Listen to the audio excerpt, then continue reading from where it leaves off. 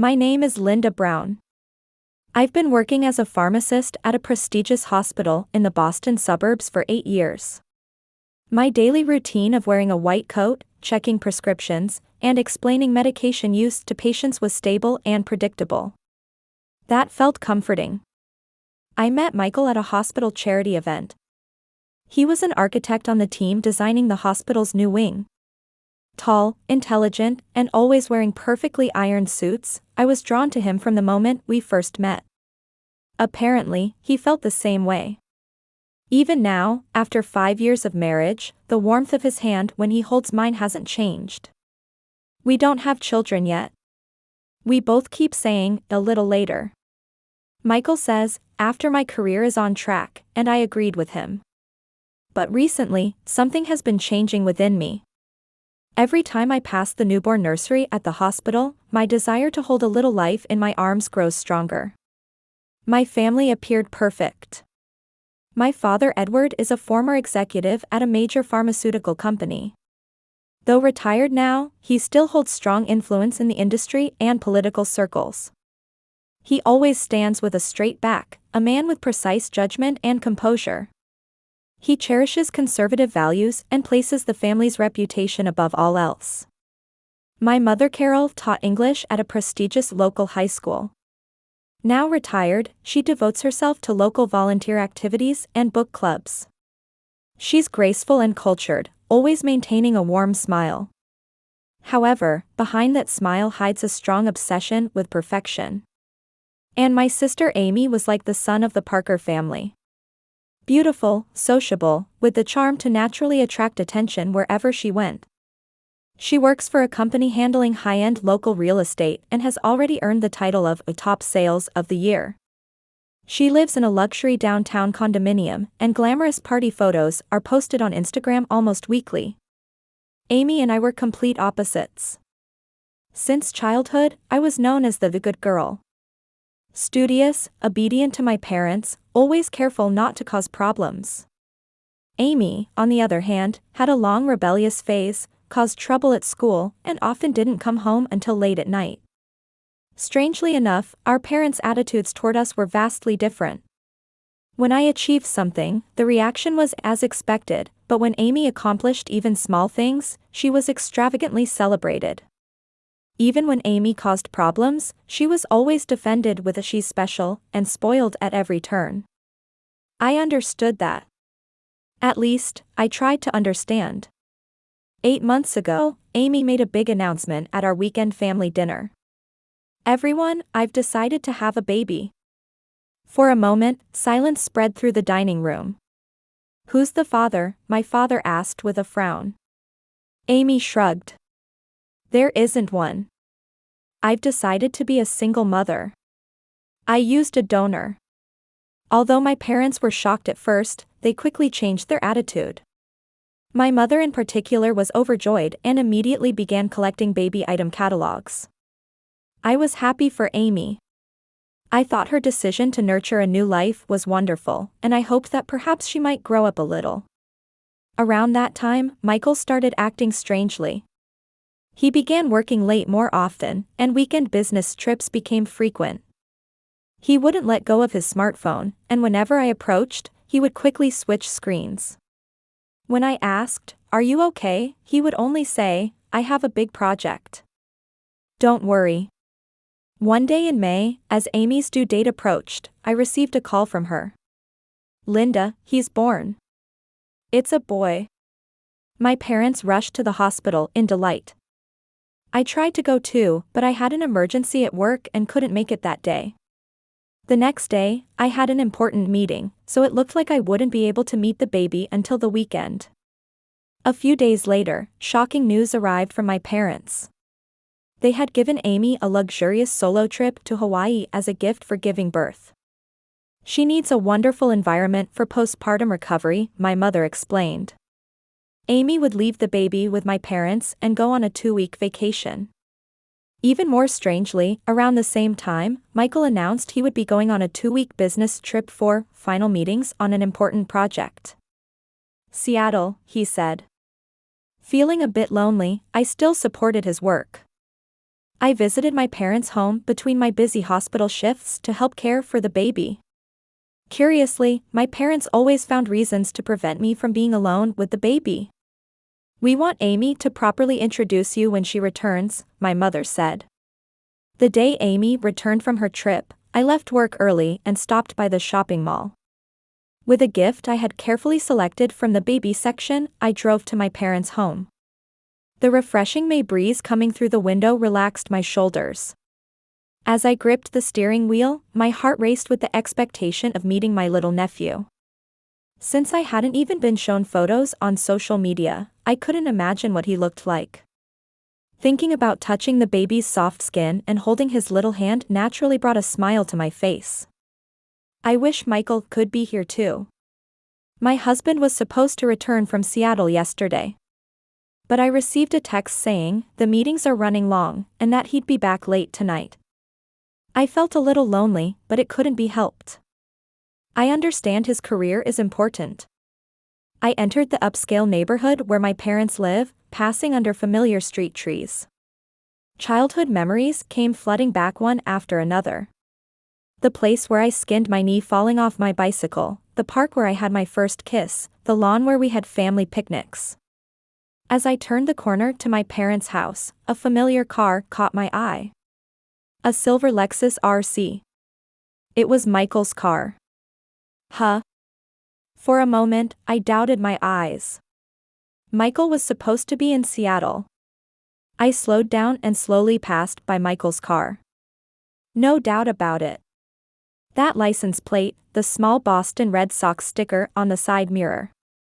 It was definitely Michael's car. Why? Various possibilities crossed my mind. There might have been some emergency.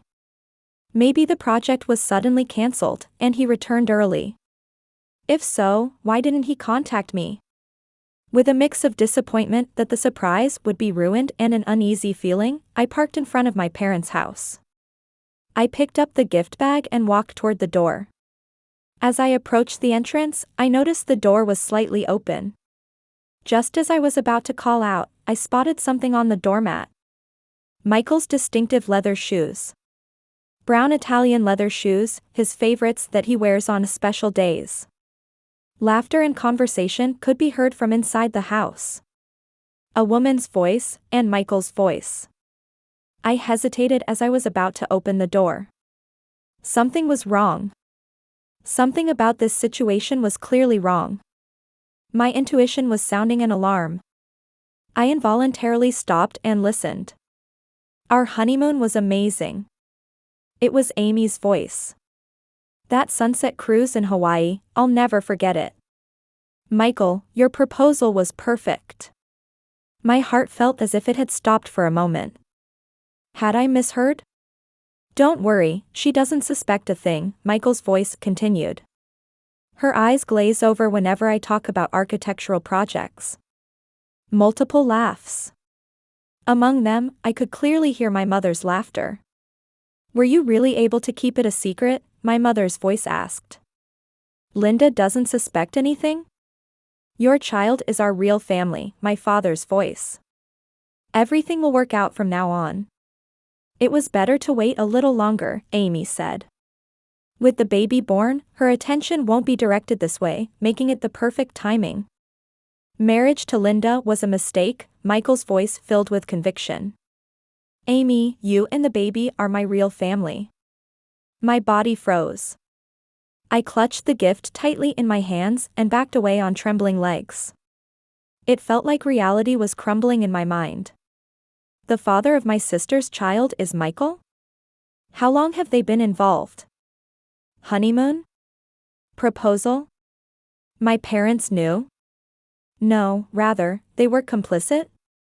Terror, anger, and shock from being betrayed by my entire family made my body shake. But the tears didn't come yet. The shock was too great, and my emotions seemed numb. I walked down the stairs quietly, careful not to make any sound, and headed toward my car. Though a storm was raging inside my heart, my body moved with mechanical precision. Back in the car, I closed the door, and at that moment, the emotional dam finally broke. I sobbed uncontrollably. Burying my face in the steering wheel, I let out violent cries that shook my entire body. Why? Why betray me? I pounded the steering wheel, screamed, and sobbed. My world collapsed in an instant. All the people I believed in had lied, deceived, and betrayed me behind my back. My beloved husband and sister. And even my parents. How much time passed? Eventually, as I grew tired of crying, a quiet calmness began to spread within me. My reflection in the car mirror showed a face with red, swollen eyes and ruined makeup. But in those eyes, something new had taken residence. I'll pretend not to know and gather evidence, I whispered to myself. I'll make them regret this. In my mind, there was no longer confusion. Only cold anger and the will to form a meticulous plan. They ruined my life. I will ruin theirs. Lying on my college friend Jennifer's apartment sofa, I stared at the ceiling. I hadn't eaten anything since yesterday, yet I didn't even feel hungry. You should file for divorce immediately, Jennifer returned from the kitchen carrying 2 wine glasses. A man like that isn't worth staying with for even a second. Her eyes held anger. My friend's anger seemed more vivid than my own emotions. My feelings seemed to be behind a thick fog. I need more evidence, I replied quietly. For now. I'll pretend not to know. Why? Jennifer asked with an expression of disbelief. What more evidence do you need? You heard it with your own ears. I slowly sat up and took the wine glass. Jenny, this isn't just about divorce. They ruined my life. They've been deceiving me for 5 years. Even my parents. My voice started to shake, but I took a deep breath and continued. I want to make them feel the same way. But for that, I need a perfect plan. And decisive evidence. The next morning, I returned home as if nothing had happened, and Michael greeted me at the entrance. His face showed concern. Where were you? I was worried when I couldn't reach you. I made an apologetic expression and placed my bag on the floor. I'm sorry. I drank too much at Jenny's house. My phone battery died. Relief colored his eyes. I see. I got back from Seattle yesterday. It ended early. Liar. That's good, I smiled naturally. How was your day? Are you tired? Would you like something to eat? Michael looked a bit surprised. He knew I didn't cook much. But he quickly regained his smile. Yes, something simple would be nice. I'll go take a shower. After confirming he had entered the bathroom, I immediately sprang into action. I opened Michael's suitcase and examined the contents. However, his business clothes were appropriately soiled, and hotel amenities were included. He had calculated everything down to the details. While the shower continued running, I took his smartphone. The passcode was the usual one. Ironically, it was our wedding anniversary. I checked the messaging app, but there were no direct exchanges with Amy to be found. They seemed to have been deleted. However, among the photos saved in his Google Photos, I found several pictures of what appeared to be Hawaii. The dates indeed matched the period of his business trip. I need to investigate more thoroughly, I whispered to myself, returning the smartphone to its original position. The next day, after Michael left for work, I began a full-scale investigation. I also knew his laptop password. After 5 years of marriage, I thought there were no secrets between us. What irony. I opened the laptop and first checked his emails. Nothing suspicious in his work account. However, when I checked an old account he rarely used, I found a treasure trove. Long-term email exchanges with Amy. The oldest dated back 2 years. As I read through the emails, my hands trembled, and I bit my lip. The content of the emails revealed that their relationship had started before my marriage to Michael. It seems Michael was originally dating Amy, but at my father's strong recommendation, he married me. As part of that deal, Michael's architectural firm secured the new building construction project for my father's pharmaceutical company. Even more shocking were the planned exchanges about the baby. The donor was a lie. The baby was Michael's, and they had planned to use this child as a signal to transition to a public relationship. Searching through the photo folder, I found more evidence. Secret dates between the two, ultrasound photos, and a large number of pictures from their honeymoon in Hawaii. As I investigated further, I found backup data from Michael's smartphone in a backup file on cloud storage. Records of deleted messages remained there. My vision nearly blurred with anger and sadness, but I forced myself to stay calm. There was still more to do. When I examined my parents' Facebook, I discovered shocking photos. Pictures from Amy's pregnancy announcement party. Family and friends gathered there, smiling with decorations saying, "It's a boy," in the background. And Michael, wearing a shirt that read "A Future Dad," standing next to Amy. I was the only one not there. My husband, sister, and parents were living in an alternate reality, without my existence. "This is Jeanette, Amy's friend. Is Amy there?" I changed my tone, calling with a slightly higher voice. Pretending to be Amy's friend might be risky, but I needed more information. "Oh, Amy is out right now. Can I take a message?" My mother answered the phone. "Oh, I see. I wanted to confirm about the baby shower. Michael will be attending too, right?" "Of course. He is the baby's father, after all." My mother answered without any doubt. However, her tone changed immediately. "Are you really Amy's friend?" I hung up right away. My hands were shaking. I was stunned that my mother's voice contained no doubt about me. For her, Michael being the father of Amy's child was an obvious fact. On a day when I knew my parents were going out to a charity event as a couple, I broke into their house. The key to the back door was still hidden in the same place I knew from childhood. With my heart pounding, I entered my father's study and began examining documents. From an old document file, I found papers related to my birth. There was a truth recorded there that I had never imagined. I was adopted. It seems I was a child of relatives who died in an accident when I was 13. The Parker family took me in and raised me as their own. However, along with the legal adoption papers, there was another document. In a memo written by my father, it said, "Linda is insurance to protect our family's reputation." Searching further, I found printouts of emails between my parents and Amy. The full extent of their plan was recorded there. Michael was originally Amy's boyfriend. However, when Amy caused a certain problem that threatened my parents' reputation, they devised a plan to marry the excellent and stable Amy to Michael. Michael accepted my parents' offer for business reasons but secretly continued his relationship with Amy, planning to eventually form a real family. I collapsed on the spot. Everything was a lie. My life, my bond with my family, the affection, and even my marriage. I was merely a convenient pawn for them. Jennifer squeezed my shoulder tightly. "With this much evidence, you can completely crush him in the divorce proceedings." I had just returned from a meeting with a lawyer.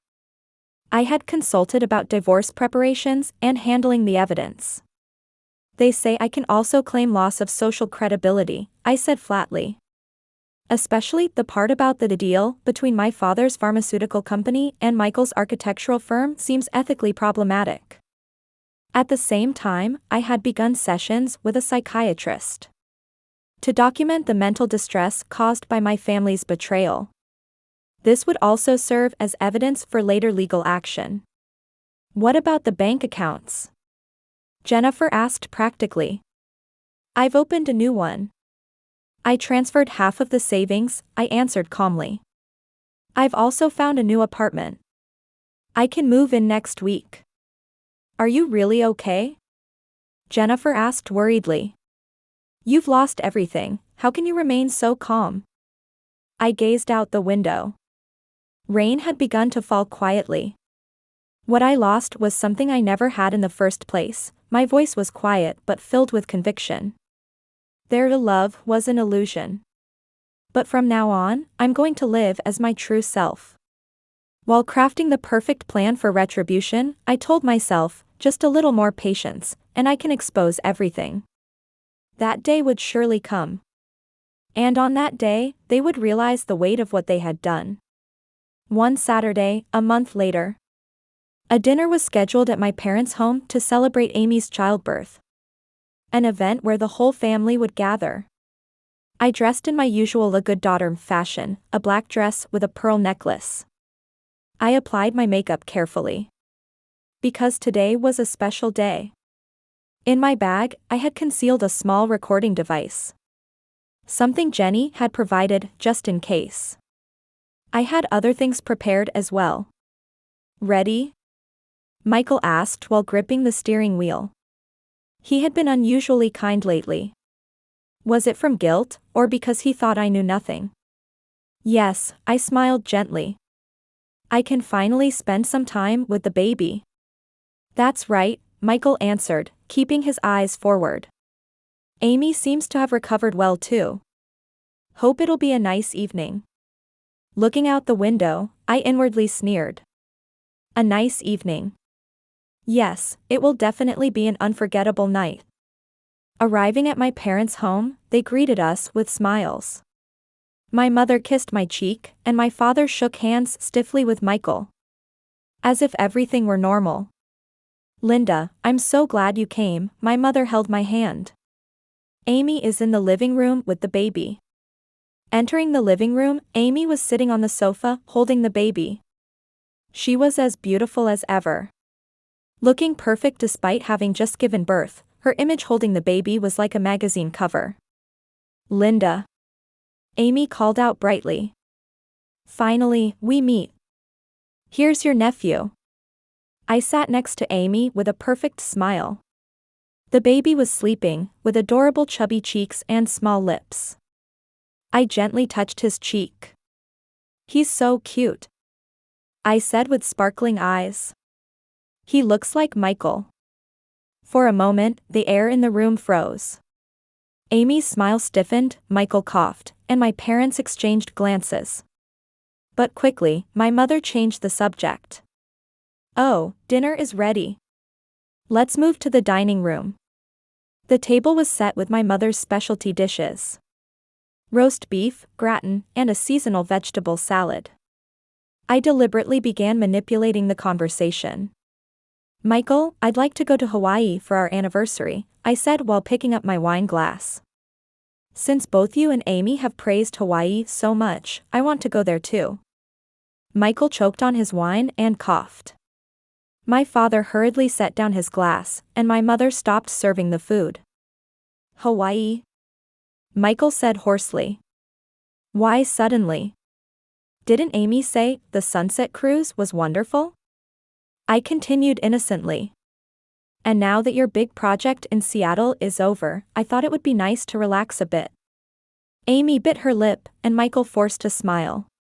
Yes, Hawaii is lovely, my mother hurriedly took over the conversation. But with the baby being so small, wouldn't a place closer to home be better? Bringing the baby? I tilted my head. I'm talking about a trip for Michael and me. Why would the baby? Silence fell again. I was enjoying this silence. I suddenly changed the subject.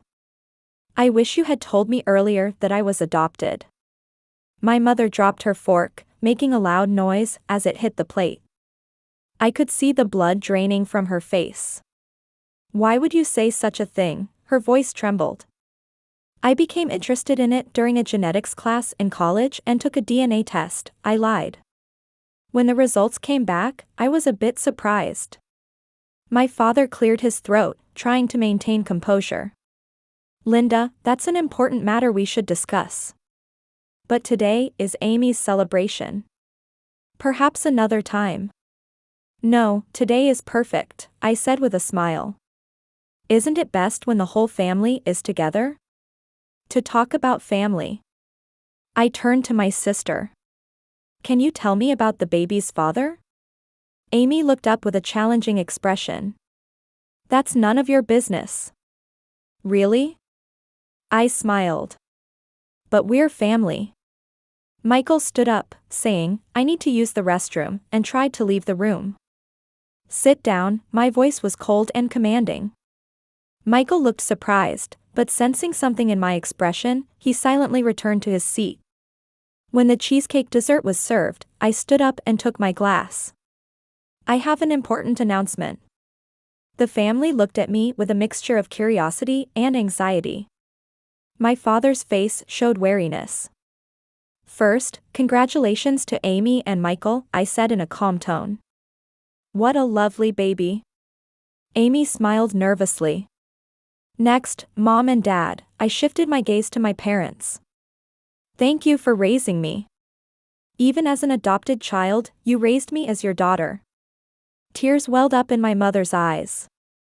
She tried to say something, but I raised my hand to stop her. And finally, I looked at Michael. Thank you for being my husband for 5 years. Michael's face changed color. I took out a small laptop from my bag and placed it on the table. I know everything. I opened the laptop and started a presentation software. All the evidence I had gathered, emails, photos, recordings, was compiled there. The first slide prominently displayed the title Family Truths. I know everything: Amy and Michael's relationship, the identity of the baby's father, and that you've been hiding the fact that I'm adopted all this time. The blood drained from everyone's faces. They stared at me and the screen with frozen expressions. This is part of the emails I found on Michael's laptop. You can see the affair that's been going on for 2 years, I explained flatly. Here are photos from a pregnancy announcement party. The one I wasn't invited to. As the slides progressed, the family's expressions twisted with fear and shame. And this is the document from my father's study. The note that I'm adopted, and the memo stating I was insurance to protect the family's reputation. Linda, please, my mother said in a trembling voice. There's an explanation for this. Here are the email exchanges between my parents and Amy and Michael, I continued, ignoring my mother's words. It details Michael and Amy's relationship and the plan to marry him to me, the excellent and stable one. Enough, my father suddenly shouted. What do you want to say? What do I want to say? I answered calmly. I've been deceived by all of you for 5 years, no, my entire life. Being adopted, Michael and Amy's relationship, the baby's father, everything. Why did you continue to deceive me for 5 years? Because I'm adopted? Or simply because I was in the way? Amy began to cry. Linda, we truly love each other. Michael was mine from the beginning. You. Shut up, I said coldly. You had an affair with my husband and conspired with the entire family behind my back. You never had an ounce of sisterly love. Michael opened his mouth. Linda, You be quiet too, I cut him off. You're the worst husband, the worst human being. Your betrayal is unforgivable. I took out the envelopes I had prepared and laid them on the table. Each envelope had a name written on it. Either you agree to my conditions, or I make all of this public, I stated calmly. What conditions? My father asked with a stern expression. First, immediate divorce from Michael with substantial compensation, I counted on my fingers. Next, my parents will transfer half of the shared assets to me. Amy will transfer to a branch in another city. And everyone in the family will write an apology letter to me and sign it in front of a notary. Or, I can make all this evidence public, I pointed to the laptop. I can send it to all of my father's business partners, all of my mother's social circle friends, all the executives at Michael's company, and all of Amy's clients. The room was enveloped in complete silence. Finally, my father spoke. We were wrong. Please forgive us. It's too late, I said coldly. Trust can never be regained. Michael fell to his knees and began to cry. Linda, please. Our 5 years together. Your acting is enough. I looked down at him. I need written agreement to the conditions. Tomorrow, at my lawyer's office. Amy began to cry hysterically. Are you trying to ruin my life? What about the baby? Accept the consequences of your choices, I answered calmly. I won't blame the baby.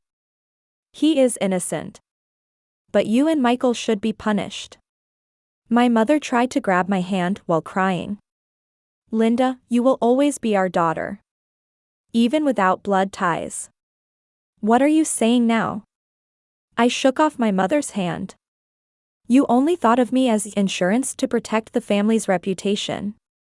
You never once thought of me as real family. I closed the laptop and put it in my bag. Looking around at the trembling family, I delivered my final words. You have 2 choices. Either follow my conditions or lose everything. Let me know your answer within 24 hours. I walked briskly out of the dining room toward the entrance. Michael followed me, but I didn't turn around. Linda, you loved me, he cried out. I stopped and slowly turned around. I did love you. That's why your betrayal hurt so deeply. My eyes were cold and filled with determination. Goodbye, Michael. Don't ever speak to me again. Opening the front door, I took a deep breath of fresh air. As I got into the waiting taxi, I whispered in my heart. It's over. Now I'm free. 1 year later, from my new condominium in Boston's upscale neighborhood along the Charles River, I can see the beautiful morning sun. Drinking coffee on the balcony, I took a deep breath. Fresh air. The air of a new life. The divorce was finalized quickly. Michael agreed to all conditions and paid a substantial amount in compensation. It was probably his only choice to protect his career at the architectural firm. My parents also transferred part of their assets to me. Amy accepted a transfer to her company's Florida branch. Since that night, I haven't directly spoken to any of them. Only communications through lawyers. Occasionally, messages arrive from my mother, but I don't reply. It's not time yet. I don't even know if that time will ever come. At the hospital, I was promoted to head pharmacist and now also mentor young pharmacists. Immersing myself in work has helped heal the wounds in my heart. At the same time, I started taking evening classes to qualify as a psychological counselor. I wanted to help people who have gone through experiences like mine. New relationships had been built around me. Jennifer is now like a sister. I've become close with friends she introduced me to, and I enjoy weekly brunch meetings and book clubs. I was experiencing firsthand the truth that true bonds are more important than blood ties. I learned about their aftermath from information through Jennifer's friend. Michael officially married Amy, but because my lawyer hinted at the scandal to his architectural firm, he was removed from important projects. In the end, he was fired. Currently, he works for a small design office with a low salary. There's a rumor that when he tries to participate in public works bidding, mysteriously, one email from me to the relevant parties is enough to get him excluded from consideration. Amy's reputation at the Florida real estate company branch isn't good either. Her once proud social media updates have ceased, and she's lost most of her followers.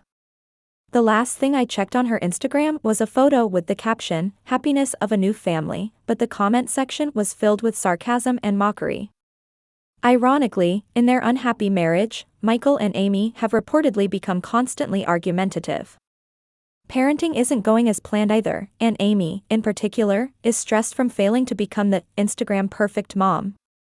Her plan for an ideal family seems to be crumbling in the face of real-life difficulties. My parents have also lost their reputation in the community and been cut off from many friends. My father's business partners severed relationships with him for ethical reasons. My mother was removed from charity organizations and lost her standing in society. I hear they don't go out as much as before, and the weekend parties that were once glamorous are no longer held. Their plan ironically ended up tightening the noose around their own necks. One Saturday afternoon, while enjoying shopping on Newberry Street, I made eye contact with an elderly gentleman who stopped in front of a cafe. It was my father. He had clearly aged. His back was hunched, his hair had turned completely white, and dark circles spread under his tired eyes. He noticed me and, after hesitating, slowly approached. I looked at him calmly. My father, who once inspired awe in me, now appeared to be just a tired old man. Edward, I called him by his first name. You look well, he said awkwardly. Yes, very much so. We want you to come back to the family, he suddenly said. Everyone regrets what they did. Especially your mother. You are no longer my family, I told him quietly. However, I no longer felt the anger or resentment I once did. Instead, there was a feeling like pity for this old man. We gather every year on your birthday, my father continued.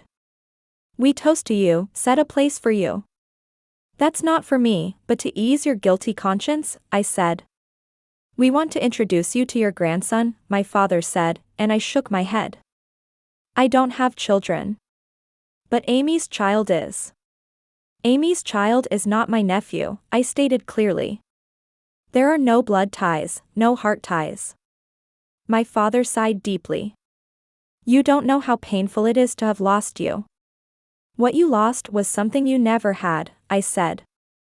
Love for me. That's not true, my father protested weakly. The method may have been wrong, but we did love you. I looked straight at him. Forgiving and forgetting are different, I said quietly. I won't forget what you did, but I'm living my own life now.